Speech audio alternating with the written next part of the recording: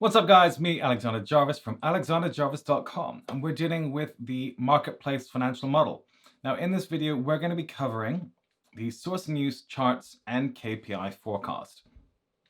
Now, these are support sheets which you can use to make sure that you're doing things right and to make analysis that your plans around forecasting and applications of your funds used for your runway are going to make sense.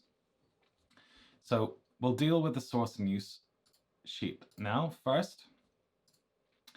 Now, I'm making like 5 courses right now on this, so my willingness to keep repeating myself again and again is not super high. I'll cover this briefly, but you can check out, say, the e-commerce model one, which I just did, or I have the free tool source and use runway tracker, which might explain this in some more details. But again, it's not all that complicated. What you're going to do with this sheet is once you've finished the model and the numbers are basically what you're going to use, you're going to go in here if you want, and you can figure out how many months of runway you're going to need, or that you'll be able to do on the basis of your gross and your net runway. And the model will also be able to tell you how much you'll need depending on how long you want to have a runway for. What it does is it basically, and by the way, this took me a freaking long time to do, it's basically double counting here, is it takes all the costs, re-aggregate everything into here.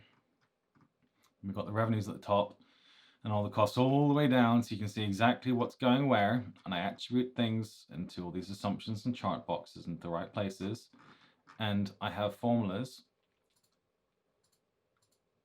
which allow you to choose what your runway is going to be. Sorry. So for all that work, we've got these simple couple of boxes here. So the first way we can think about it is, what is the implications going to be for your runway? So what is the month that you plan on closing your fundraise?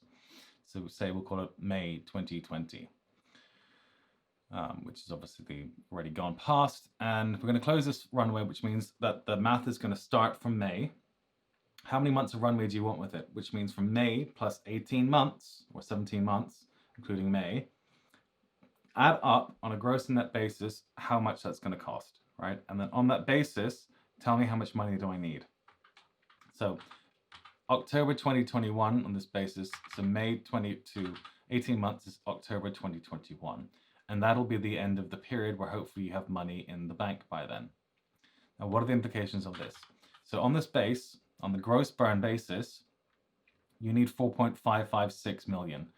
Or if you use my roundup function, which just rounds it up by 3 points, 5, because people like round numbers. It's kind of weird to say to investors, I'm raising 4.556 million, right? Add a little bit of buffer into it as well.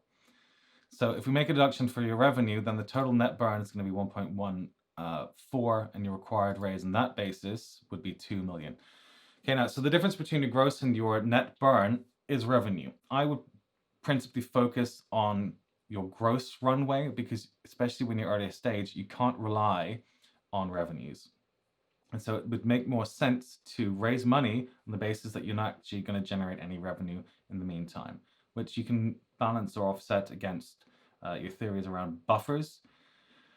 But that would be the more prudent way of thinking about it. When some people are raising, you can talk about your gross and your net expectations, and investors will appreciate that you actually understand those points.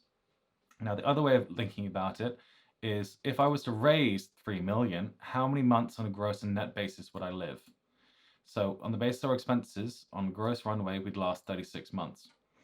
Assuming that our revenue actually happens, we would last 36 months, assuming that's true, right? All your assumptions make sense. So here we just say, when you want to raise, what the runway is, it tells us on a gross and net basis how much we need, or you type in how much you want to raise, and it tells you how long your runway will be from it. And then these charts, this is called the Marimekko, it set things out by blocks, right? It tells you how funding's going to be allocated. And I have this cool thing here, which I'm not going to explain, but have a play. You just type these things in, click the boxes, and crazy things happen, and you can change formattings and all that. But anyway, mixed pie charts, radar charts. You can see how your cost and revenue is going to be by, so the line is going to be net revenue. We've got how your expenses can be made over your runway period, by the way. So this will change as you change your runway. Costs being allocated, and then we have all the details in here explaining how it works, and then this is the maths for all the charts. So there we go. Have a play with that. I have written a blog on the source and use runway calculator. What I basically did was ripped out this sheet from one of my models, did some editing to it so it could be standalone, and then gave it away for free. And so there's a video and whatnot, maybe explaining more details, but hopefully explain enough for you to understand it. Again, it'll make more sense if you play with it. Now the chart sheet, kind of self-explanatory. It's all the charts from the model are in one place. Now, this is really useful to go. So you see here, sales supported teams obviously off because we don't have sales teams, which is case in point useful, all right? So you're just going to go through the charts and see, oh, okay, so supply is the main thing, payment costs for transactions, tech expenses. Supply, customer care, payment costs, we don't really have much tech expenses, they're tiny. Oh, this is a big block. Does that make sense? Why does it get bigger? You're looking to see how things are trending. Are there spikes? Why are there spikes? And if anything doesn't make sense, you're going to go into the model and you investigate. Why does this come up? Do you know why? Why is there no sales? Okay, because we don't have that, maybe. But go and investigate. Where is the revenue streams coming from? All right, so all these charts are here, not just because they look pretty, but for you to see, why does that step up? Is the relative contribution making sense? And then you're going to go through the model and keep iterating till these actually make sense and you can actually explain everything. And then if you ever get asked a question like, why is that there? You know. Okay, finally, KPI sheet. This is going to be your best friend as you're going through the model.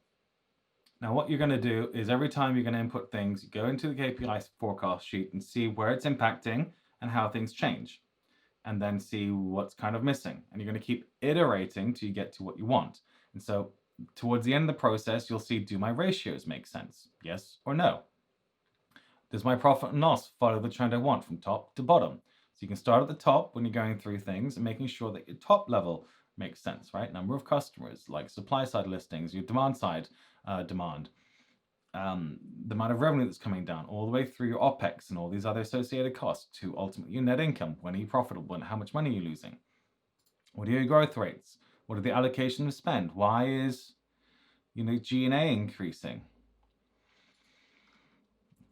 You can also ungroup this to see things in more detail. So the CAC LTV ratios are pretty complicated assumptions, which I might just run into because this stuff is pretty self-explanatory, to be honest. So this was a big pain in the ass for me to do because CAC LTV ratios are easiest and most applicable and benchmarkable in SaaS. However, you can apply them to e-commerce, again, in a different way, and you can apply it to marketplaces, but you have to do things. So there's a relatively complicated logic that goes into here, but basically we need to reallocate certain types of costs between supply and demand so that it makes sense. So if you have people which are officially on the supply side, but they're supporting the demand side, well, then you need to reapportion your costs to make sure that that actually makes sense. It's the simple version of this, but you can follow all the logic all the way through to see how the calculations are actually being done. I found a relatively esoteric blog around this from, I think, a relatively well-known person. Took the basic logic of what they were saying, figured out how the hell to do it. Well, actually, I paid a guy first, and then I had to do it myself. And this is the derivation of how it works. Now, I'm not going to turbo nerd and go through every single aspect of this. You can do that yourself if you've got the will to live. But basically, this is a pretty accurate but logical approach to calculating your LTVs and CACs on both supply, demand, and an aggregate basis, which is the more complicated part. Okay. Then, depending on which assumptions you have in the control sheet, you're going to have your funnel metrics on the supply and demand side. You can see what the headcount evolution is. So, as I said, these sheets are support ones. There's no assumptions in them. They're outputs. But use them to make sure that what is happening makes sense. So you could look at chart sheet maybe first. Run through things. Which charts make sense? Which ones look weird? Why does it look weird?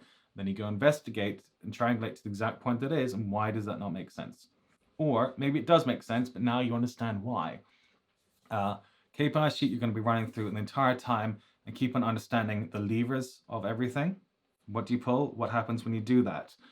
And then you're going to go change things and iterate to where you want it to be. But the ideal is that you actually understand where, if you do one thing in one sheet, how does it end up affecting the KPI sheet. Because if you're not like a metrics nerd and you really don't understand marketplace metrics in detail, I guarantee you're not going to understand all the implications of things. Because I could ask you questions like, how are you going to move your profitability and EBITDA basis up by 6 months? And there's probably 200 things that you could do, like betting that you can't list more than a couple. Or you'd say something like, I'll increase revenue and decrease costs. There's implications of everything, right? And so you need to get to the point where you be able to explain that in, could you explain in an essay, go on a monologue for 5 minutes of exactly how you do that in a lot of detail, and understand the caveats and implications of everything that you would do. That's kind of ultimately where you want to be able to get to. And I'm not being patronizing. I'm just telling you, it took me a long freaking time to understand this stuff. So it will take you time too if you haven't already done it. So this is going to be a learning experience for a lot of people. It's fine if you don't know what LTV and CAC means, but you need to at least then go Google LTV CAC, then understand how the ratios work, then understand the calculations, understand which variables go in, how do the things affect each other.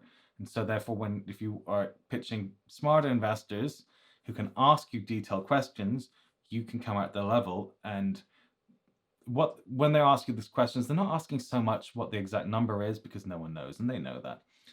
What they're actually testing to see is if you know. So like if you're applying to Harvard or Oxford, they'll ask you questions which actually there's never actually a real answer to. They just want to know how you think about it, which is a tricksy thing, which when I applied, I actually didn't understand how it worked. I do now, but I didn't know when I was younger. Anyway, so go through these sheets to help you make sure that you understand what's happening and to be a learning experience to how different levers will impact your model all the way through your P&L and the rest of your KPIs. Okay, guys, bye.